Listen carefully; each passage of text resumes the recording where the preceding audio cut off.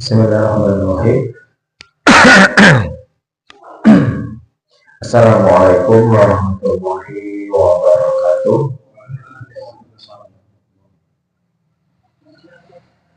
Alhamdulillah, alhamdulillahirabbil alamin wal aqibatu lil muttaqin wala udwana illa 'alal zalimin.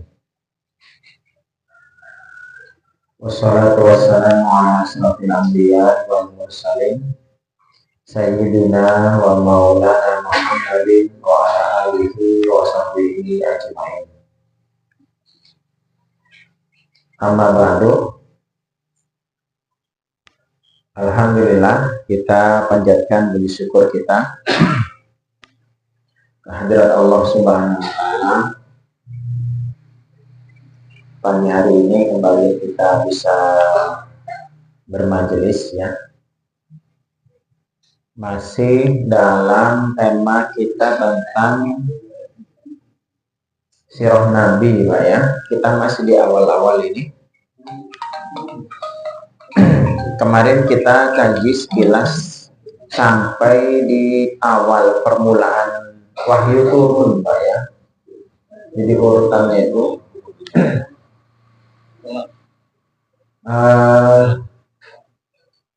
masa-masa sebelum kenabian ya, itu kalau di pelajaran sirah itu tidak terlalu banyak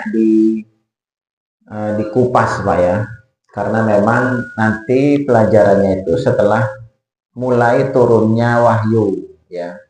Jadi sejak Nabi Muhammad masa jahiliyah, Nabi Muhammad lahir, Nabi Muhammad masih kecil, remaja, dewasa, menikah, sampai beberapa tahun menjelang mendapatkan wahyu Rasulullah itu tidak terlalu banyak ya yang dikupas oleh para ulama, hanya sekedar untuk kita mengetahui aja Pak ya.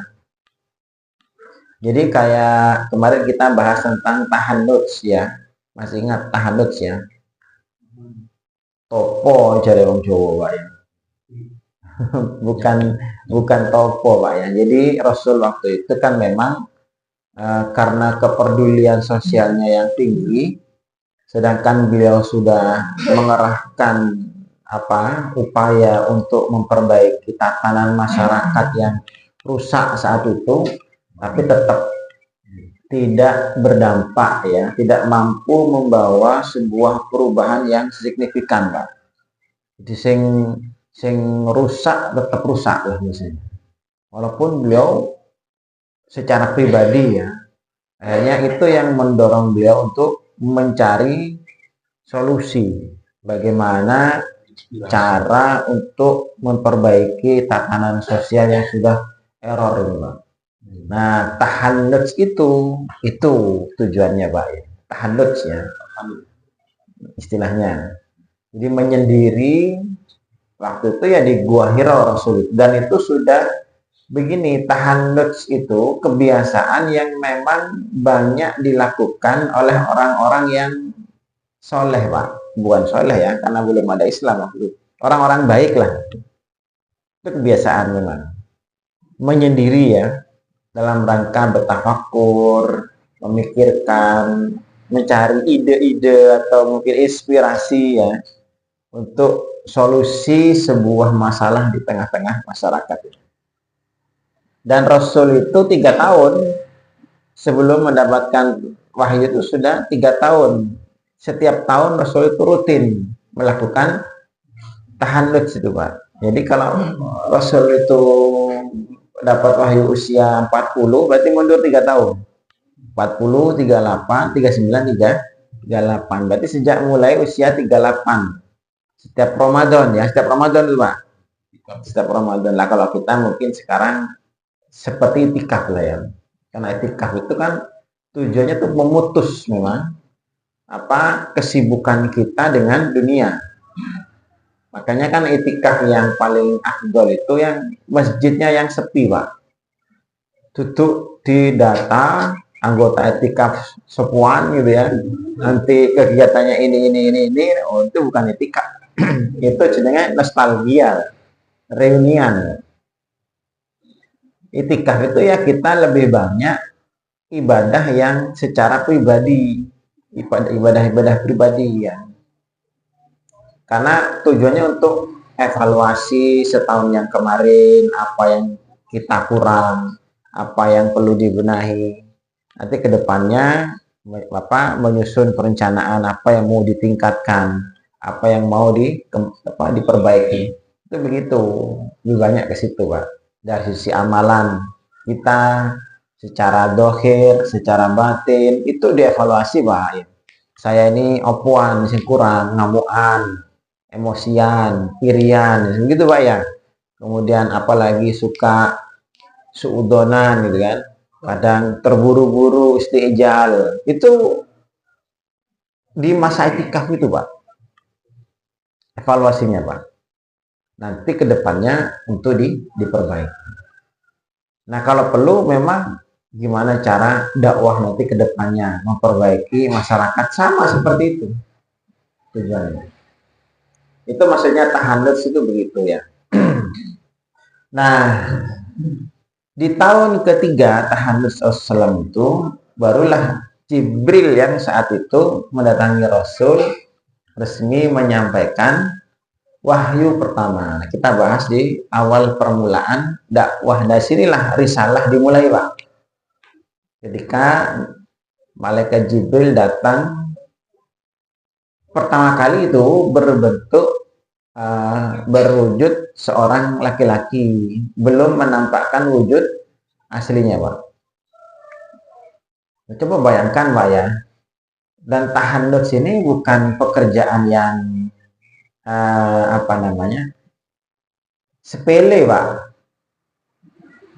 Ada yang pernah umroh sini. Yang umroh kan Pak Pras pernah umroh ya, Pak Manto. Pasti kan pernah tahu yang namanya Gua Hira itu Pak, kayak apa. Sekarang aja masih sepi kan, di pucuk gitu kan. Walaupun di bawah banyak perkampungan, karena memang sudah jadi kota di Mekah itu. Tapi kan kalau lihat di posisinya, bayangkan 1500 tahun yang lalu. Itu di pucuk gunung Pak ya. Di pucuk gunung kan tinggi itu kan. Dalam gua. Sekarang sudah antum coba cari tempat yang sepi ngono, diam di dalamnya seminggu gitu ya. Hanya bawa bontotan, kira-kira perasaan apa yang muncul pada diri kita? Paling wedi Pak ya. Ono wewe gombel kok gini. Ono mak lampir, cendur bolong. Kadang-kadang begitu ya. Ditambah lagi tiba-tiba malam itu datang seorang laki-laki yang sama sekali tidak dikenal. Datangnya kapan juga ya. Terus kapan masuknya, tiba-tiba langsung Iqra. Langsung menyebutkan bacalah. Di sini menjadi pelajaran Pak ya. Ini kan wahyu pertama kali Iqra ya. Surat Al-Alaq ya. Nah, itu menjadi awal risalah sesuatu yang memang dicari oleh Rasulullah, Pak. Tadi gini, Rasul itu sedang bingung kan, wajadaka dhallan fahada. Kami dapati kamu Muhammad dalam keadaan sesat. Sesat maksudnya bingung, Pak. Bingung bagaimana cara memperbaiki masyarakat ini ya. Yang rusak ini serba rusak ya. Nah, Rasul sudah mengeluarkan banyak upaya kan. Nah sekarang datang solusi itu dari langit.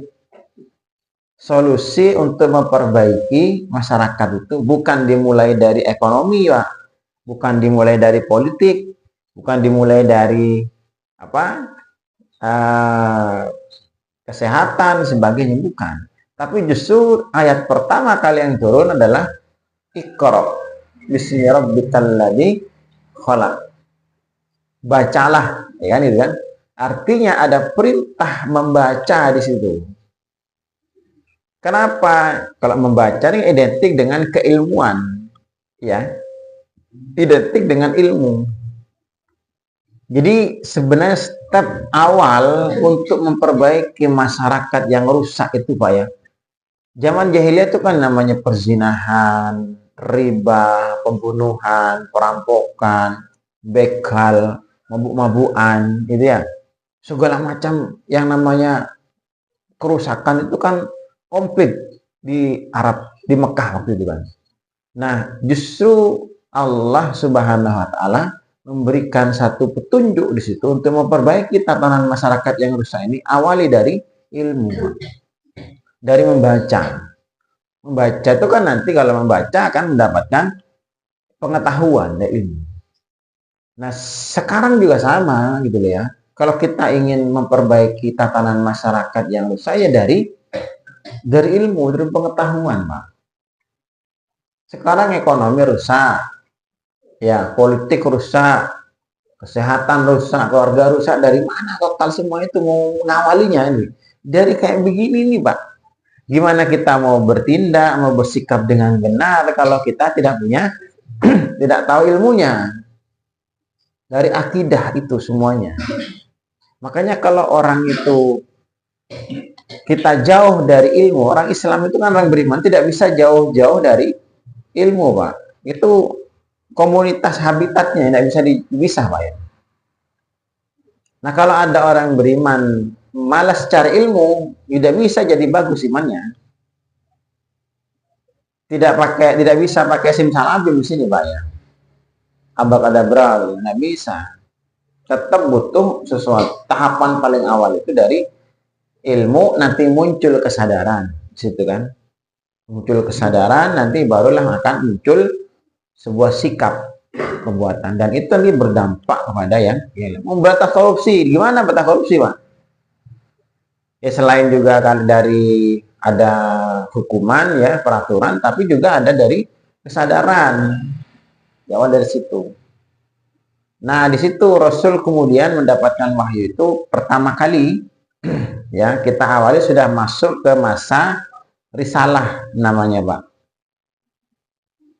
Nah, disinilah mulai cahaya Islam itu sudah memuncul ya, sudah tampak ya. Iqra bismi rabbikal ladzi khalaq, khalaqal insana min 'alaq, iqra wa rabbukal akram alladzi 'allama bil qalam, 'allamal insana ma lam ya'lam. 5 ayat itu turun pertama kali ketika Rasul Jibril membacakan itu kepada Rasulullah SAW.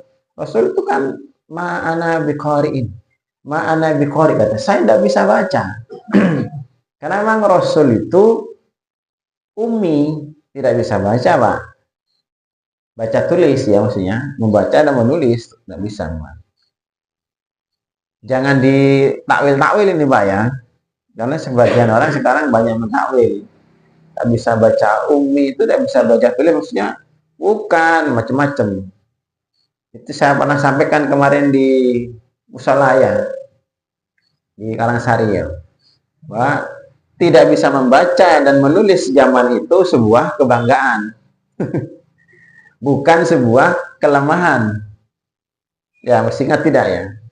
Karena dengan tidak bisa membaca dan tidak bisa menulis, memorinya itu kuat, Pak. Memorinya. Nah, Rasul itu salah satunya situ. Tidak bisa membaca. Makanya ketika Iqra, bacalah itu. Ma'ana biqari. Jadi Rasul itu kan pemberani, Pak ya. Ketika malam itu Rasul mendapat wahyu itu, namanya ketakutan, gemetar itu luar biasa, Pak. Rasul SAW itu. Bagaimana takut coba bayang. Antum paling belayu, Pak ya, bengi-bengi dek gua merona uang, Pak.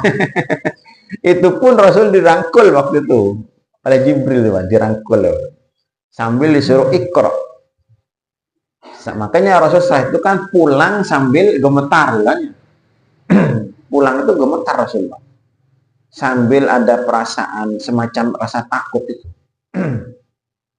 Sampai pulang apa? Zammiluni kan itu yang terkenal kan. Pulang dia bertemu istrinya, selimuti aku karena memang sedang kedinginan, semua gemetaran masnya. Nah, di situ yang dilakukan oleh Bunda Khadijah waktu itu kan, kemudian langsung ditenangkan dulu, tidak diajak bicara. Jadi pelajaran di kisah ini di episode ini luar biasa sebenarnya, Pak ya. ada pelajaran adab bagaimana seorang istri terhadap suami. Ketika suaminya sedang pulang kerja, kesel ya, sumpek, bingung. Ini adabnya istri malah tidak boleh bertanya-tanya, bicara. Cukup layani saja, sebagaimana Bunda Khadijah ini, Pak.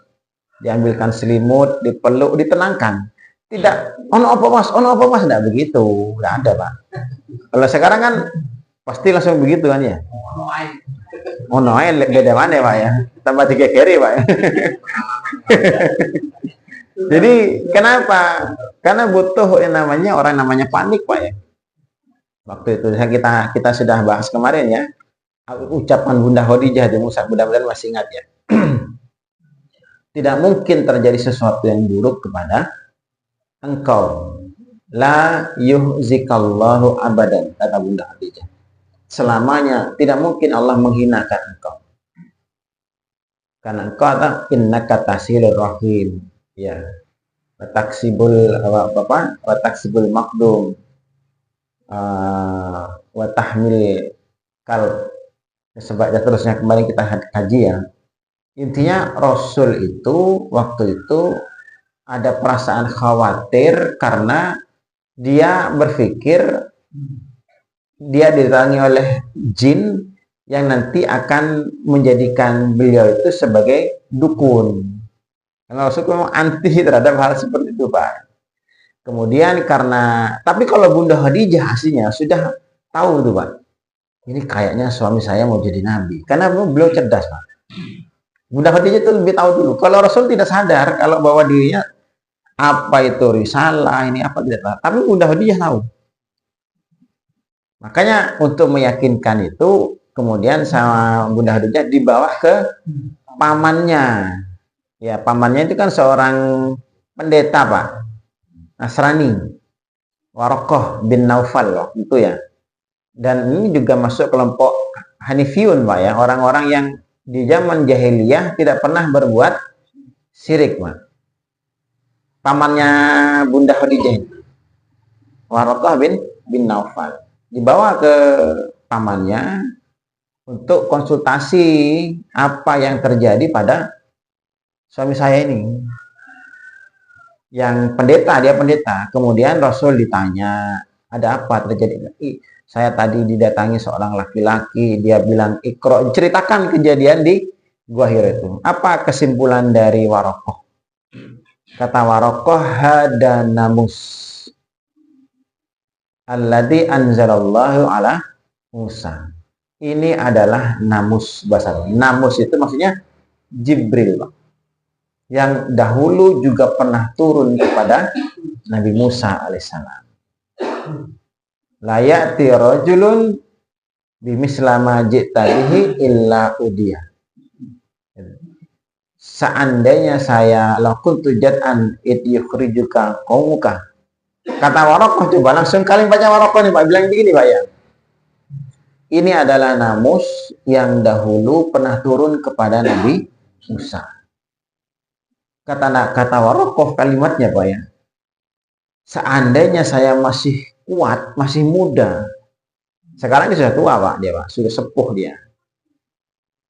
Nah, seandainya saya masih muda dan kuat, nanti ketika kamu diusir oleh kaummu, kata Warokoh, saya pasti akan membantu kamu, menolong kamu dengan pembelaan yang sekuat-kuatnya. Rasul mendengar kalimat itu ketun, Pak. Lau kuntu jad'an it yukhrijuka qaumuka. Seandainya saya masih kuat, nanti ketika engkau diusir oleh kaum. Kata Warokoh itu.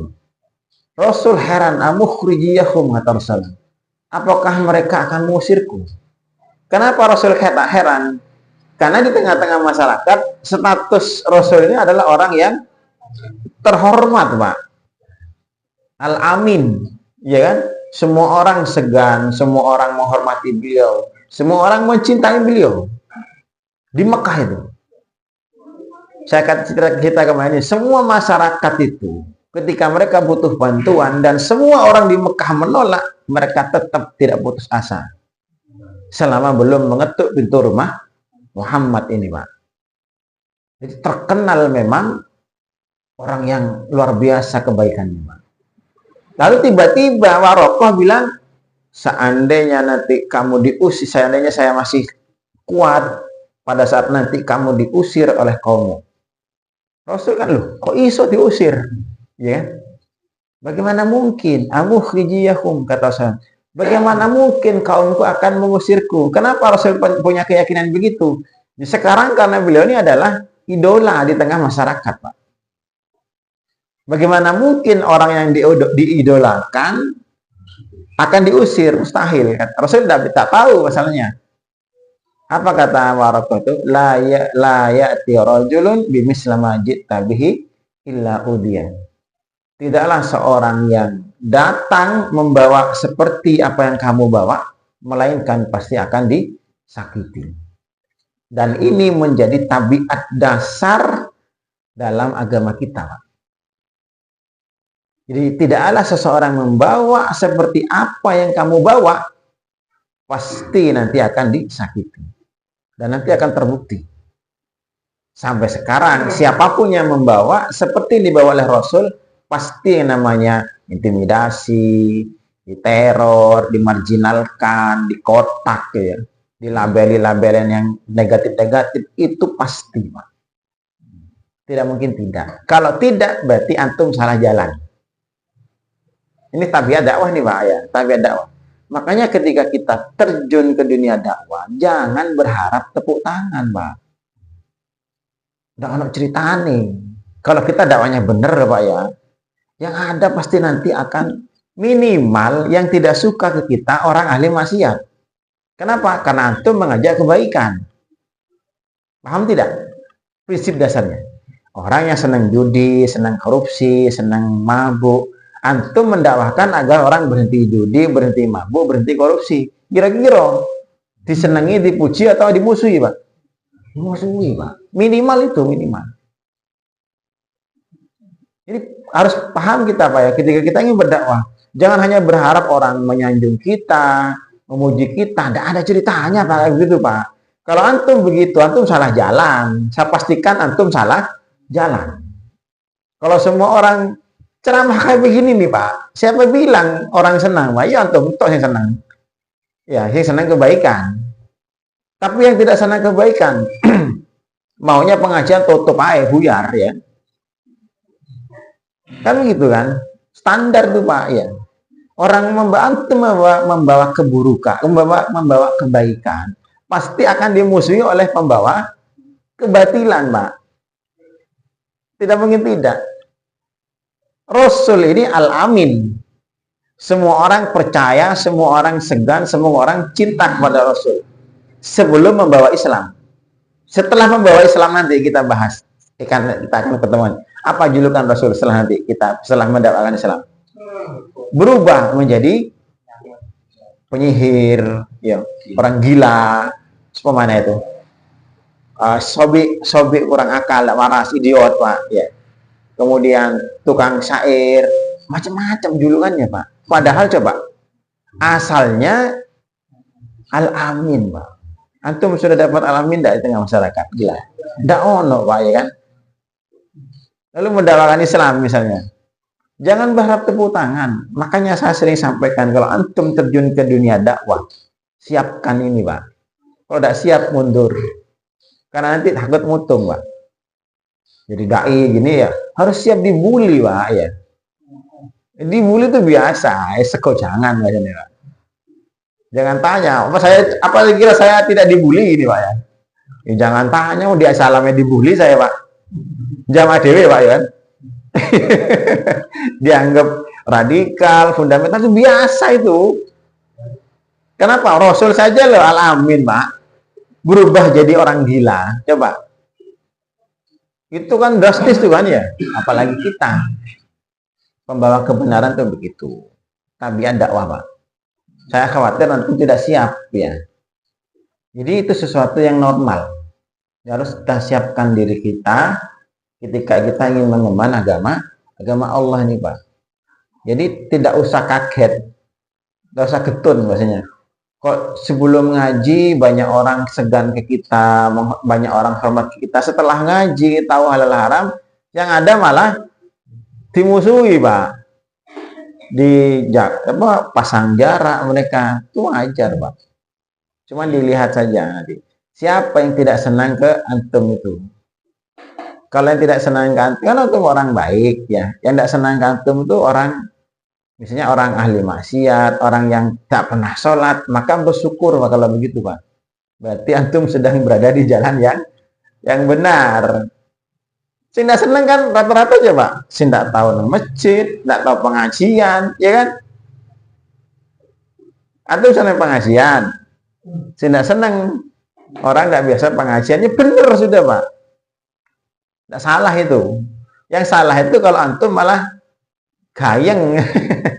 Nanti masuk di pelajaran walak wal barok gitu. Ya tetap diajak, Pak. Tapi nanti respon mereka nanti air susu dibalas air tuba. Nah harus siap itu, Pak. Jadi tidak selamanya dakwah ditepuk tangani, dipuji, disanjung, tidak ada itu. Itu jalannya siapa tuh, Pak? Semua para nabi kan begitu. Semua para nabi, semua sejak Nabi Adam sampai Nabi Muhammad, semua. Yang namanya musuh dakwah itu banyak, semua, semua. Saya katakan semua. Kenapa? Itu tabiat dakwah nih, Pak. Tidak bisa kita hindari. Yang ada harus kita lewati. Biasa itu. Kalau tidak siap, mending minggir dulu. Siapkan dulu diri kita. Kalau ingin ngaca, tidak percaya, coba di sini lah ya. Masyarakat di sini sudah jauh. Ajaran sudah masyarakat ini. Yang kebiasaan apa mereka? Kebiasaan togel misalnya ya, kebiasaan nopolan. Coba datangi dakwahi, Pak. Dosa itulah saat jauh-jauh. Sini kan sering pengajian, Pak. Ya, musola sini. Pasti yang namanya komentar negatif tuh ono, Pak. Pasti itu. Pengajian nopo ae Jumat ndak mari-mari gitu pasti. Minimal gitu. Kalau saya salah ngomong nanti berarti saya bukan dukun, Pak ya. Karena saya bisa ngomong kan ini tabiat dakwah, Pak. Tabiat dakwah. Kalau ada yang tradisi itu kewajiban ya, Pak. Maksudnya? Kalau ada yang ngomong seperti itu ya untuk mengizinkan kewajiban ya. Ya kita semua, Pak. Kita semua yang mampu. Maksudnya yang berani, Pak. Enggak berani ya enggak usah, diam aja. Enggak ada masalah. Jadi artinya apa? Agar kita siap. Ya, Rasul ini kan orang yang terbaik, Pak. Orang yang kebaikannya itu asli 100%, ya kan? Ada tidak yang orang yang kebaikannya seperti Rasul sampai sekarang? Tidak ada, Pak. Karena Rasul tidak mungkin bisa disamai. Tidak bisa. Siapa yang paling lembut akhlaknya, Pak? Rasulullah. Tidak ada orang yang lebih lembut akhlaknya. Apa kira-kira Rasul kalau berdakwah kasar?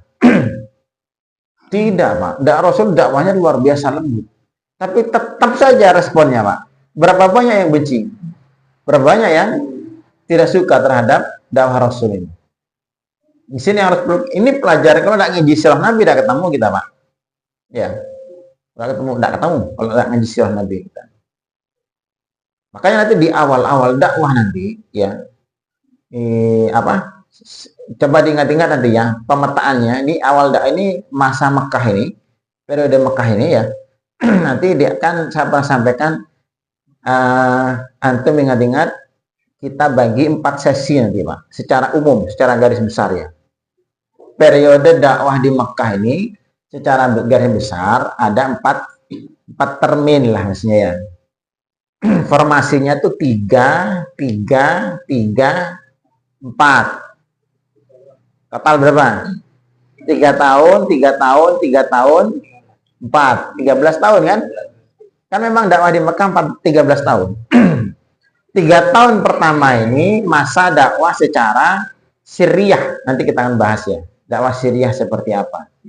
Nah, ketika dakwah sirriyah 3 tahun pertama ini, Pak, ini belum ada yang namanya penentangan, perlawanan, penindasan dari orang-orang musyrikin Quraisy. Belum ada. Dalam artian 3 tahun pertama ini bahasanya masih kondusif. Ingat-ingat, karena ini periode dakwah masih dakwah sirriyah. Ya, katanya orang sembunyi-sembunyi. Makanya kondisinya aman. Paham tidak? Aman. Jadi yang namanya Abu Jahal, Abu Lahab belum ada pergerakan untuk menentang. Kenapa? Rasul dakwahnya secara sirriyah 3 tahun. 3 tahun pertama ini. Baru nanti 3 tahun kedua. Berarti mulai tahun berapa? 1, 2, 3, berarti 4, 5, 6. Ya.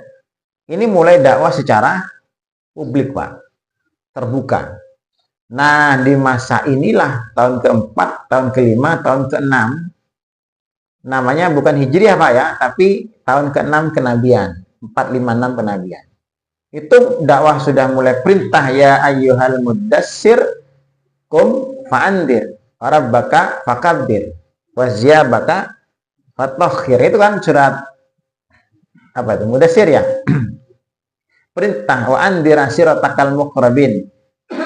Maaf ya, ayatnya itu wa andir asiratakal muqrabin. Jadi berilah peringatan keluargamu terdekat. Nanti kita akan bahas rinci-rinci nih, Pak ya.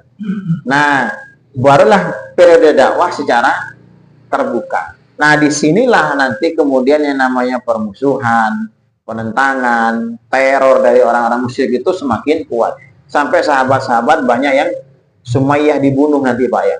Sumayyah ada seorang sahabiah ya. Ditusuk dari kemaluannya, Pak ya, oleh Umayyah bin Khalaf itu sampai tembus ke lehernya, Pak. Di sate. Ya, ada yang suaminya Yasir. Ya, tangan kanan diikat kuda, tangan kiri diikat kuda, Pak, ditarik sampai pecah itu, Pak. Ada anaknya disiksa Ammar bin Yasir. Ada Khabbab bin Al-Aras yang dia kan tukang pandai besi, Pak. Jadi besi yang panas memerah itu ditempelkan ke punggungnya, Pak, sampai tembus ke tulangnya, Pak. Disiksa begitu oleh juraganya itu. Bilal kayak apa? Bilal ditindih dengan batu panas di tengah padang pasir, panas itu, Pak. Antum saja berdiri di aspal tengah siang, tengah hari itu aja 1 menit aja tidak tahan, Pak. Itu Bilal dipanggang di situ, Pak. Jadi atas bawah itu dipanggang.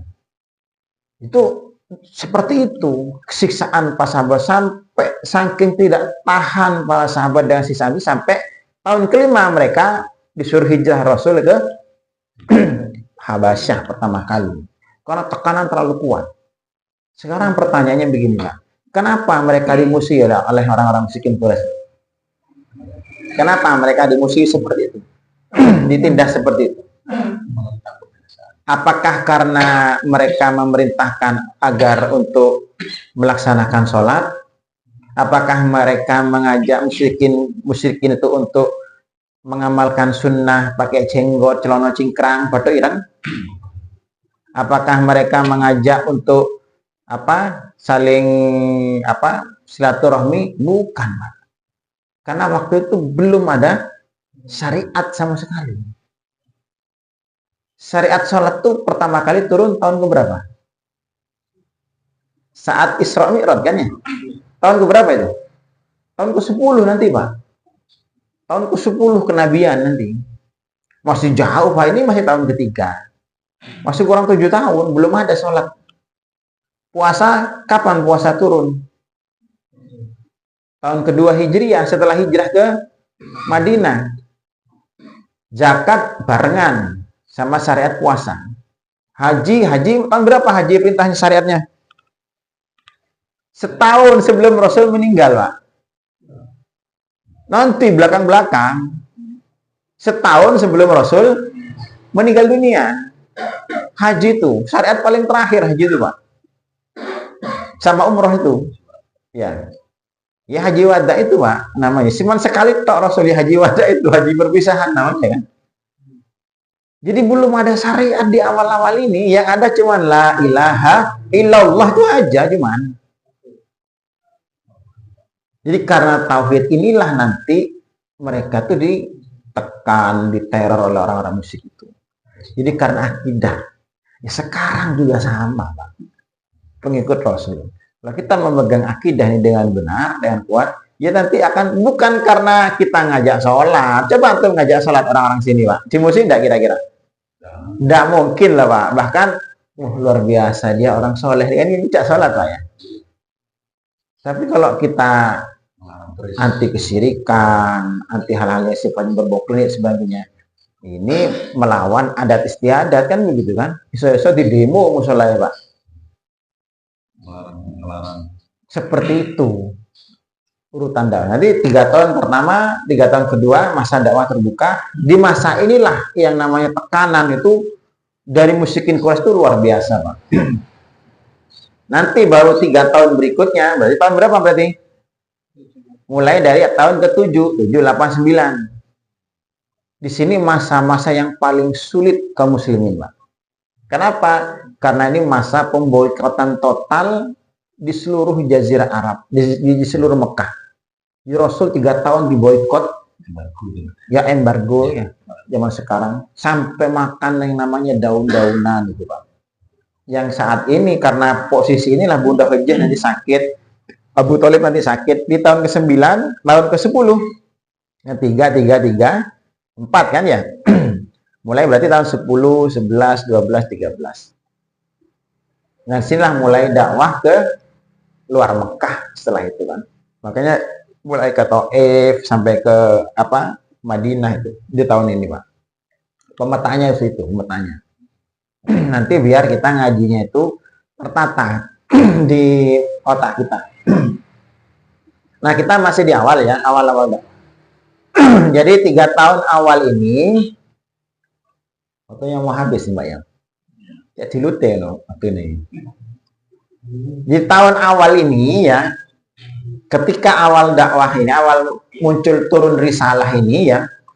Nah, itu setelah ini Rasul langsung setelah wahyu ini, Rasul setelah pulang dari Waraqah itu, yang pertama kali langsung ngajak Rasul itu pertama orang terdekat Rasul, Pak. 4 orang yang akan nanti dari 4 orang ini nanti berkembang Islam sampai sekarang ini, Pak. Siapa 4 orang itu? 1 istri beliau terutama ya, karena istrinya yang paling paham, Pak. Bunda Khadijah ini yang paling tahu ini nabi suami saya ini. Karena beliau cerdas kan ya. Ini nabi nih. Dan dia yang pertama kali beriman, Pak. Bunda Khadijah ini, Pak. Makanya kan sampai hartanya habis itu digunakan untuk dakwah. Jadi setelah jadi ustadz tambah melarat Rasul itu, Pak. Kalau sekarang kan setelah jadi ustadz tambah suke, Pak ya. Bedanya di situ, Pak. Kita dengan Rasul, Pak ya. Di situ. Nah, Bunda Khadijah. Kemudian yang kedua, anaknya, Pak. Anak Rasulullah. Anak angkat. Zaid bin Harisah. Itu kan tinggal sama Rasul, kan anak angkat Rasul dia. Saat ini dia masih anak angkat masih, Pak, karena belum turun syariat larangan tentang adopsi. Ya, masih namanya Zaid bin Muhammad. Zaid ya, yang dahulu dia itu kan budak kan, yang disuruh milih mau ikut bapaknya, orang tuanya apa ikut Nabi Muhammad, tetap jadi budak. Dia milih ikut Nabi Muhammad karena memang melihat kelebihan-kelebihan yang dimiliki Rasul. Ada orang lebih senang jadi budak, Pak, daripada jadi anak. Lihat tuannya. Ya, lihat tuannya. Terus saking mulianya halak Rasul itu, Pak ya. Zaid bin Harisah. Yang ketiga, anak asuhnya juga yang bersama Rasul tinggalnya, Ali bin Abi Thalib. Anak Ali itu sejak kecil diasuh oleh Rasulullah, sepupunya kan. Rasul sama Ali ini kan sepupu, Pak. Karena Abdullah sama Abu Thalib ini saduluran, satu bapak satu ibu. Abdul Muthalib itu punya anak 16, Pak. 6-nya perempuan, 10 laki-laki. Di antara 10 itu ada namanya Abdullah, ada namanya Abdul Uzza. Siapa Abdul Uzza? Abu Lahab. Abu Lahab itu pamannya Nabi persis, Pak. Ya. Ada namanya Haris, ada namanya Ja'far bin Abdul Muthalib, ada namanya Hamzah, ada namanya Abu Thalib, ada namanya Abbas. Dari ibu satu. Ibunya Wake. Iya. Ibunya orang jahiliyah itu punya istri tuh tidak ada yang punya istri satu, Pak. Ada ono, Pak. Kalau ada orang laki-laki punya istri satu itu wong lanang, Pak ya. Ya. Berarti laki-laki sekarang yang lebih dari satu berarti jam balik sama. Bukan, Pak. Makanya turun syariat poligami itu untuk membatasi istri, Pak. Jadi syariat poligami itu turun untuk mengurangi istri. Ya. Bukan untuk nambah istri. Pasti pahami loh, Pak ya. Antum keliru memahami ayat. Makanya beritanya kan masna wa sulasa wa ruba. Nikahilah 2, 3 atau 4. Kalau tidak mampu 1 aja. Kenapa? Karena untuk mengurangi itu aslinya itu. Nah sekarang kan antum dikira nambah istri kan poligami kan ya. Karena antum terbiasa 1, Pak. Ya boleh saja, ada masalah. Jadi intinya Abu Thalib itu Abdul Muthalib ya. Kakeknya Nabi itu punya anak 16, Pak. Yang 10 laki-laki. Termasuk yang 1 ibu Abdullah sama Abu Thalib. Ini 1 ibu. Makanya kenapa ketika Abdullah meninggal, Muhammad diasuh oleh Abu Thalib. Karena ponaan langsung, Pak. 1 ibu, 1 bapak. Itulah, Pak. Kalau yang Hamzah, Abbas, kemudian kayak Ja'far, itu kan beda ibu. Yang 1 ibu Abu Thalib sama Abdullah ini, Pak. Artinya Ali sama Nabi Muhammad ini sepupu. Nah, cuman Ali kan kecil, Pak. Rasul sudah menikah tuh Ali baru usia, saat jadi Nabi pun diangkat usia 40 ini, Ali masih umurnya 9 tahun, masih kecil. Itulah, Pak. Jadi Ali ini full sejak kecil murni dari didikan Rasulullah Shallallahu Alaihi Wasallam, murni, Pak. Makanya dia menjadi gudangnya ilmu, ya. Ali itu, Pak. Jadi pertama kali yang beriman siapa saja? Bunda Khadijah, Zaid bin Harisah, Ali, dan yang keempat Abu Bakar As-Siddiq. Wah, ini sohib ini, Pak ya. Abu Bakar ini. Ini yang pertama kali masuk Islam. Nah, yang paling istimewa dari 4 orang ini Abu Bakar, Pak. Yang paling istimewa. Karena hari itu Abu Bakar langsung menyatakan keislamannya.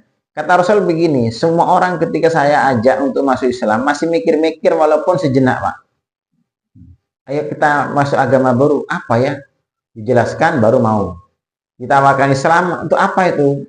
Karena ada apa yang Islam dijelaskan baru mau. Tapi Abu Bakar tidak pernah bertanya-tanya. Ketika Rasul, saya ada dapat wahyu di salah begini, saya langsung beriman. Tidak ada pertanyaan sama sekali. Abu Bakar begitu, Pak. Karena beliau itu istilahnya itu al-mahabbah qoblal hujjah. Jadi cinta itu mengalahkan logika, Pak. Karena kecintaan Abu Bakar kepada Rasul sejak awal sudah tahu orangnya, Pak. Jadi ngomong pun tidak perlu dalil sudah. Nah, yang jadi istimewa Abu Bakar ini, Pak, setelah hari itu dia menyatakan keislamannya, hari itu, Pak ya, misalnya kalau sekarang Jumat, syahadat ya, hari itu langsung oleh wong akeh Abu Bakar, Pak. Coba diingat-ingat yang mana ya. 1, hari itu dia masuk Islam. Hari itu dia langsung ngajak 1 Utsman bin Affan. Ya. Yang kedua Abdurrahman bin Auf. Yang ketiga Sa'ad bin Abi Waqqas. Yang keempat Talhah. Karena Talhah sama Abu Bakar ini satu satu Bani Taim ya. Talhah bin Ubaidillah. Kemudian yang kelima Zubair bin Awwam. Siapa orang ini, Pak? Nah, 10 orang yang dijamin surga semua. Itu ajakannya Abu Bakar. Jadi makanya nanti Islam tersebar dari sini semua kan ya. Makanya kata Rasul begini, pernah dengar hadis sudah? Kalau ditimbang iman seluruh manusia dengan imannya Abu Bakar, mana yang lebih berat? Abu Bakar. Kenapa begitu? Bukan. Karena kan multi level, Pak. Iya, ngajak-ngajak. Utsman coba. Utsman kayak apa cantik ke selama Utsman? Bani Umayyah Pak, Utsman ini Bani Umayyah ya, yang nanti akan berkembang menjadi Bani Umayyah dari Utsman. Berapa jihad sumbangsi Utsman untuk Islam.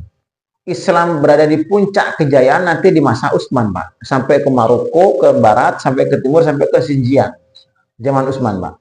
Dan semua orang yang mendapatkan hidayah di masa Utsman itu pahalanya semua lari kemana? Abu Bakar Pak, karena yang ngajak Islamnya Abu Utsman adalah Abu Bakar. Abdurrahman bin Auf, jangan tanya, ini miliarder Pak, konglomeratnya Islam Pak.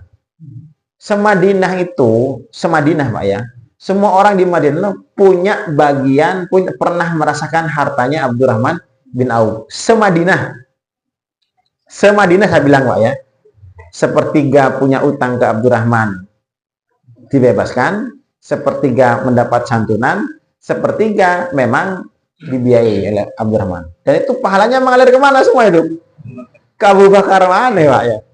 Karena Abu Bakar yang ngejak Pak, ngawali Pak. Termasuk sekarang juga. Termasuk sekarang. Semua, makanya kata Rasul, kalau ditimbang iman seluruh manusia dengan imannya Abu Bakar, masih lebih berat imannya Abu Bakar. Zubair bin Awam, Sa'ad bin Abi Waqqas itu yang membuka Persia Pak. Sekarang Iran, Irak sampai ke Cina itu Sa'ad bin Abi Waqqas. Jadi Islamnya orang semua itu karena Sa'ad bin Abi Waqqas. Nanti juga masuk siapa? Abu Bakar As-Siddiq Pak. Kayak begitu dakwah itu. Makanya ngajak orang kalau dakwah itu luar biasa Pak. Jadi kalau dibayar uang itu terlalu murah. Saya ceramah begini Pak. Antum paham, antum dakwah kan saya dakwah oleh nanti Pak. Jadi investasi. Maka saya pernah ceramah antum mau bayar saya berapa? Ceramah itu 500.000, 1 juta, terlalu murah dibandingkan dengan investasi pahala yang terus akan mengalir tuh Pak. Kan dakwah itu begitu.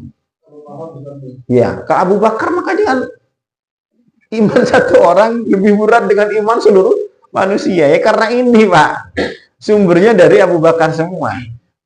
Jadi kita di masa Abu Bakar itu luar biasa ya. Itu masa-masa awal dakwah ya. Itunya habis. Nah, kita nanti akan bahas di pertemuan berikutnya. Banyak rumor yang beredar karena di awal-awal dakwah ini pengikut Rasul itu selama 3 tahun hanya dapat 40 Pak. 40. Dan mayoritas pengikut Rasul ini orang-orang lemah apa orang-orang kaya? Hah? Ya inilah masalahnya antum ngajinya luput Pak ya. Nanti saya akan benarkan, saya luruskan. Ini itu mitos yang tidak benar Pak ya. Jadi pengikut Rasul itu mayoritas orang-orang kaya Pak. Tidak ada orang lemahnya.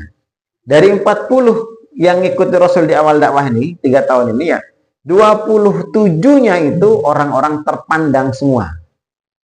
13 cuman golongannya orang lemah yang tidak punya status kayak Bilal, Ibnu Mas'ud, kemudian sampai itu golongannya kayak Sumayyah, Ammar, Yasir. Itu berapa orang? Cuma 13. Yang 27 itu orang-orang terpandang semua.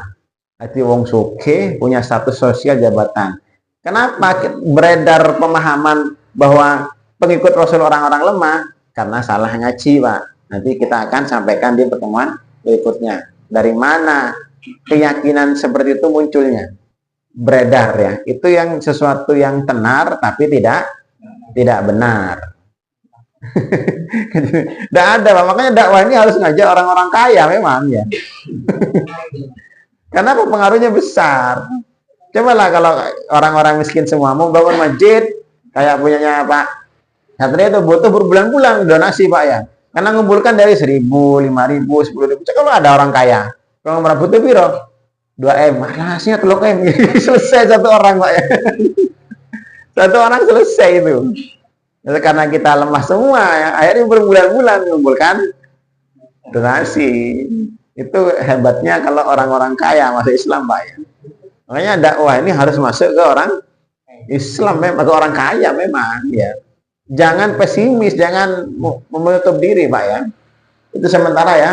Jadi tentang masih di awal-awal dakwah, diingat formasinya 3, 3, 3, 4. Biar mudah memahaminya Pak. Saya akan nanti biar mudah memahami formasi di periode Mekah ini. Kemudian Ustaz, Ya, Nabi Muhammad berdakwah itu dikatakan berhasil apa belum? Karena apa? Itu keluarga Abu Lahab tidak masuk Islam. ya, berhasil, Pak. Bahkan Nabi yang bisa melihat kejayaan hasil dakwahnya itu ya Rasulullah. Nabi Musa tidak sempat melihat kejayaannya Bani Israel, Pak. Meninggal duluan. Karena nanti kejayaan Israel di diamannya Nabi Sulaiman, ya Nabi Daud, gitu kan, Isya bin Nun dan seterusnya. Nabi Musa sendiri tidak mendapati. Nabi Isa apalagi. Nabi Muhammad ini bahkan melihat puncak kejayaan Islam nanti. Nah kalau masalah keluarga itu kan hidayah maksudnya, Pak. Hidayah itu hak prerogatif Allah Subhanahu wa Ta'ala. Innaka la tahdi man ahbabta walakinallaha yahdi may yasha. Kamu tidak bisa memberi hidayah kepada orang yang kamu cintai, tapi Allah yang berhak memberi hidayah kepada siapa saja dia kehendaki. Di surat Al-Qasas ya, termasuk paman Nabi kan, Abu Thalib. Abu Thalib kan meninggalnya dalam keadaan tetap musyrik, Pak, tidak Islam. Jadi itu bukan ukuran berhasil apa tidaknya sebuah dakwah itu. Berhasil tidak sebuah dakwah itu adalah munculnya peradaban. Nah, Islam itu, Rasul meninggal itu menyisakan pilar-pilar peradaban. Yang namanya peradaban itu butuh yang namanya pemain, pelaku kan. Dan sahabat-sahabat Nabi semua yang dicetak Rasul itu semuanya menjadi pemimpin nanti, Pak. Semuanya generasi pemimpin. Itulah disebut pemimpin yang berhasil ketika dia berhasil mencetak pemimpin yang lain. Itu sekilasnya seperti itu ya. Sampai di sini dulu ya, sementara waktunya habis. Memang kadang-kadang ngaji ini butuh Pak ya, agak luas memang ya. Karena saya tidak bisa cepet-cepet, cepet-cepet malah banyak kehilangan. Kalau di sini nanti kita butuh agak luas saya Pak ya. Setiap episode itu, biar kita ambil pelajarannya itu bisa lebih dalam ya. Nah, jadi ngajinya tidak terburu-buru ya, karena bukan anak SD. Habis ini, enggak begitu. Kita lebih kepada ibrah yang bisa kita ambil di setiap kejadian di zaman Rasul itu. Sementara itu ya, mohon maaf kurang lebihnya. Assalamualaikum warahmatullahi wabarakatuh.